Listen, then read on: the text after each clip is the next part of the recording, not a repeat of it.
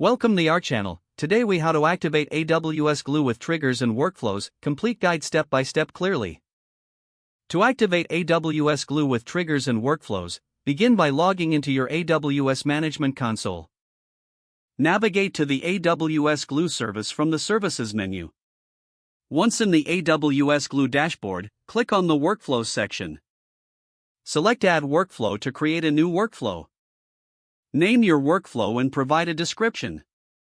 Choose the IAM role that will be associated with this workflow. After configuring the basic details, click Create Workflow to finalize it. Next, navigate to the Triggers section within the Glue console. Click on Add Trigger to start configuring your trigger. Specify whether the trigger should be on demand or based on a schedule. If you select Scheduled, define the schedule using a cron or rate expression. For event-based triggers, choose the event source that will initiate this trigger. Define the conditions under which the trigger will activate. You can set the trigger to start the entire workflow or specific jobs within it. After setting your desired configurations, click Create Trigger to save it. Next, go back to the Workflows section to associate jobs with your workflow. Select the workflow you previously created. Click on Add Job to include jobs in your workflow. You can either create a new job or add an existing one.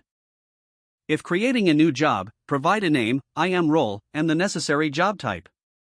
Make sure to configure the job details according to your data processing requirements. After finalizing the job details, click Add Job to include it in the workflow. Review your workflow to ensure that triggers and jobs are configured correctly.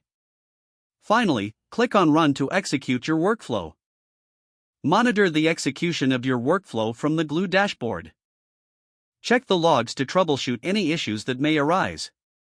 With these steps complete, you have successfully activated AWS Glue with triggers and workflows. If the page does not load, refresh the browser or try again in a private or incognito window.